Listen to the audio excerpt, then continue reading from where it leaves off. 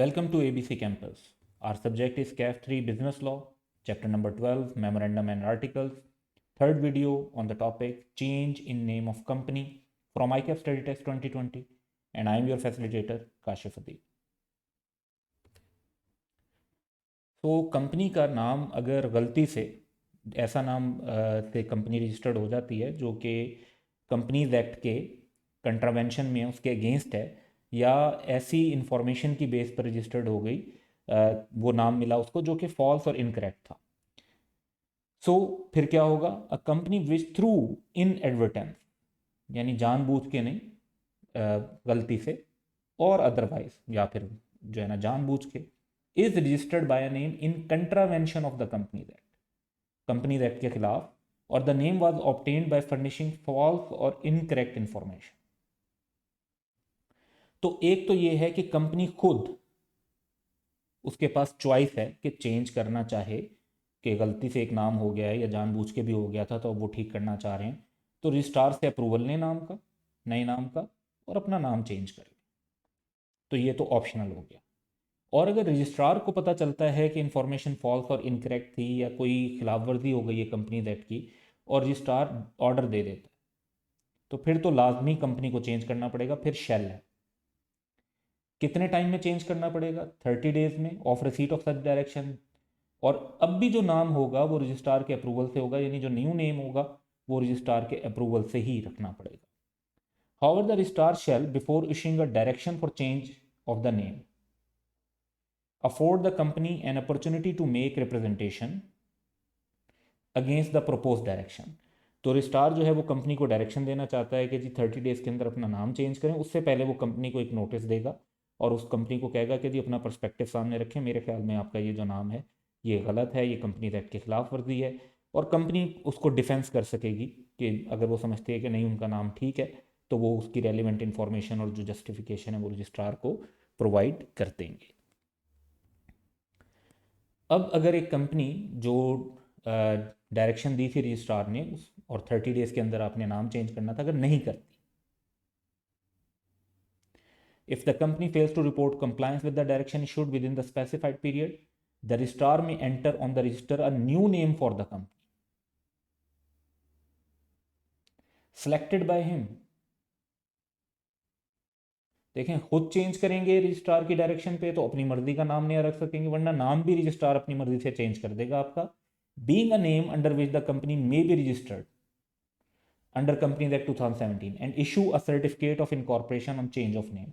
तो जब नाम बदलता है तो सर्टिफिकेट ऑफ इनकॉर्पोरेशन दोबारा एक इशू होता है, which is precisely called certificate of incorporation on change of name. If a company makes default in complying with the direction issued by the registrar or continue using the previous name after the name has been changed by the registrar, तो फिर उस company को penalty लगेगी, fine पे करना पड़ेगा और वो रिकवर कर लिया जाएगा कंपनी से। एक कंपनी जब अपना नाम चेंज करना चाहती है तो उसका प्रोसीजर क्या होता है? तो उसका प्रोसीजर होता है कि कंपनी एक तो स्पेशल रेजोल्यूशन पास करेगी। स्पेशल रेजोल्यूशन हमने चैप्टर नंबर 11 में डिस्कस किया था कि नॉर्मली जो इसका ज़्यादातर जो कॉमन कॉन्सेप्ट है वो होता है विद 21 डेज नोटिस एटलीस्ट, और एटलीस्ट 75% मेजॉरिटी इसको पास करती है, तो स्पेशल रेजोल्यूशन होती है। अप्रूवल ऑफ रजिस्ट्रार भी चाहिए होगा इन राइटिंग, तो फिर कंपनी अपना नाम चेंज कर सकती है। यानी जो प्रोसीजर है उसकी दो रिक्वायरमेंट है। स्पेशल रेजोल्यूशन कंपनी पास करेगी, approval of registrar in writing registrar से देगी। हाँ, कुछ मामला आते हैं जिनमें रजिस्ट्रार का अप्रूवल भी रिक्वायर्ड नहीं होगा, फिर सिर्फ special resolution would be enough. तो अगर वर्ड प्राइवेट नाम से ऐड या डिलीट करते हैं, एसएमसी प्राइवेट नाम से ऐड या डिलीट होता है, वर्ड लिमिटेड ऐड या डिलीट होता है, या गारंटी लिमिटेड ऐड और डिलीट होता है, या अनलिमिटेड ऐड और डिलीट होता है, तो ऐसा तब हो रहा होता है जब कंपनी का स्टेटस चेंज हो रहा होता है। क्योंकि कंपनी का स्टेटस चेंज हो सकता है, कंपनी लिमिटेड से अनलिमिटेड बन सकती है, अनलिमिटेड से लिमिटेड बन सकती है, कंपनी प्राइवेट से पब्लिक हो सकती है, पब्लिक से प्राइवेट हो सकती है, एसएमसी प्राइवेट से जो है नॉर्मल प्राइवेट हो सकती है। तो अगर इसमें कोई एडिशन और डिलीशन होगा तो फिर अप्रूवल ऑफ रजिस्ट्रार नहीं चाहिए। फिर पहला स्टेप स्पेशल रेजोल्यूशन का तो तब भी होगा लेकिन रजिस्ट्रार के अप्रूवल की ज़रूरत नहीं होगी।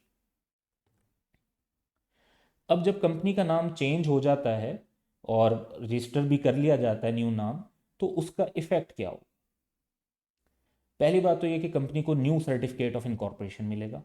Where a company changes its name, the registrar shall enter the new name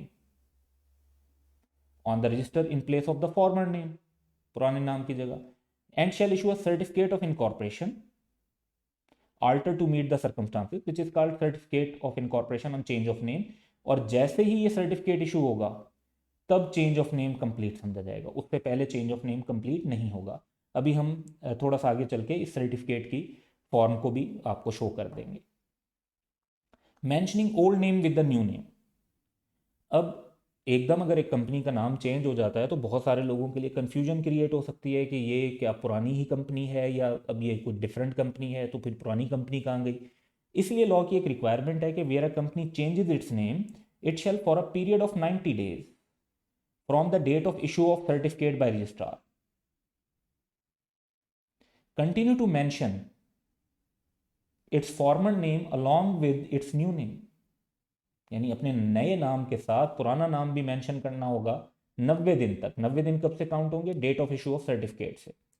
on the outside of every office or place in which its business is carried on and every document or notice. तो हर जगह पे जो नाम है नए नाम के साथ पुराना नाम भी मेंशन किया जाएगा। ये नॉर्मली इस स्टाइल में मेंशन किया जाता है, जैसे न्यू नेम है ABC लिमिटेड और पुराना नाम था A&C लिमिटेड, तो ABC लिमिटेड ब्रैकेट में लिख दिया जाता है फॉर्मली A&C लिमिटेड। तो इस तरह से जो भी लोग कंपनी के साथ इंटरेक्ट कर रहे होते हैं उन्हें अंदाज़ा हो जाता है कि ये पुरानी कंपनी का नाम बदला है सिर्फ। तीसरी बात है कि कंपनी की लीगल प्रोसीडिंग्स पर क्या फ़र्क पड़ेगा, तो उसका आंसर है no effect.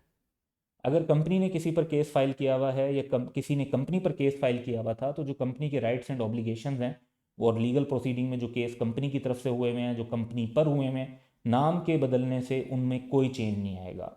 The change of name shall not affect any rights or obligation of the company or render defective any legal proceeding by or against the company, and any legal proceeding that might have been continued or commenced against the company by its former name may be continued by or commenced against the company by its new name। तो जो case company पर पुराने नाम से हो सकता था वो केस कंपनी पर नए नाम से भी हो सकता है। जो केस कंपनी पुराने नाम से खुद कर सकती थी किसी पर, वो केस कंपनी अपने न्यू नेम के थ्रू भी कर सकती है। तो नाम के बदलने से कंपनी के राइट्स एंड ऑब्लिगेशंस चेंज नहीं होते, ना ही कोई लीगल प्रोसीडिंग्स पर इफेक्ट होता है। वो वैसे ही कंटिन्यू करती हैं जैसे नाम चेंज ना होता तो तब कंटिन्यू करते। ये एक certificate of incorporation on change of name है। ये पुराने कंपनीज एक्ट ऑर्डिनेंस 1984 की बेस पर सर्टिफिकेट है एक। लेकिन इसमें अगर हम मेन पॉइंट्स देखें तो देखें जो टाइटल है वो है certificate of incorporation on change of name, और पुराने नाम के साथ नया नाम भी मेंशन किया गया है कि जी पुराना नाम has been change to new name. तो इस तरीके से जो कंपनी है उसका नाम चेंज करने का सर्टिफिकेट रजिस्ट्रार की तरफ से इशू हो जाता है, और इस पर जो डेट मेंशन होती है उससे 90 डेज काउंट किए जाते हैं। एक पास्ट एग्जाम क्वेश्चन है, printing private limited wants to change its name to printing and marketing private limited. तो नाम में एंड मार्केटिंग का वर्ड वो ऐड करना चाहते हैं। Under the provisions of companies act describe the steps to be followed by PL for changing its name and matters to be complied with after the change of name। So steps तो हैं जी, special resolution, return permission ले लें registrar की new name की, और नया नाम के साथ सर्टिफिकेट ऑफ इनकॉर्पोरेशन हासिल करें।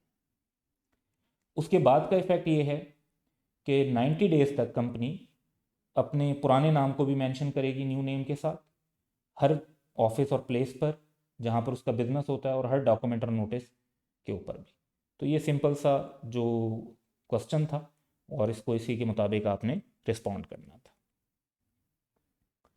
Publication of name by a company and penalty. तो कंपनी को अपना नाम किस तरीके से पब्लिश करना होता है, किस तरीके से शो करना होता है। तो नेम ऑन बिजनेस प्लेसेस, ये पहली रिक्वायरमेंट।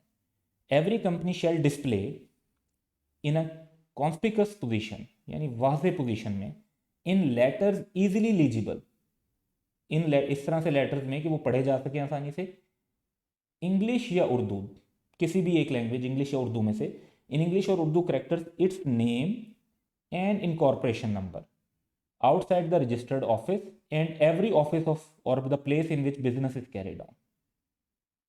तो ये जहाँ जहाँ कंपनी का जो रजिस्टर्ड ऑफिस होगा वहाँ पर भी, रजिस्टर्ड ऑफिस तो एक ही होता है, और जहाँ उसके अलावा कंपनी के ऑफिस होंगे जहाँ पे उनका बिजनेस होता है, वहाँ पर कंपनी का नाम भी और इनकॉर्पोरेशन नंबर भी मेंशन करना होगा, और इस अंदाज से मेंशन करना होगा कि वो इंग्लिश में हो या उर्दू में हो, और वाज़े तौर पर ऐसी पोजीशन पे लगाया जाए कि वाज़े तौर पे पढ़ा जा सके।